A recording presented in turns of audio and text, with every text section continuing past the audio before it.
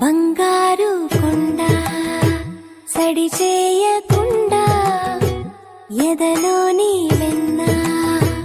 దోచేనే ఏ చోటు లాగే దోబుజులాడి దరి చేరకుండా కాంచేనే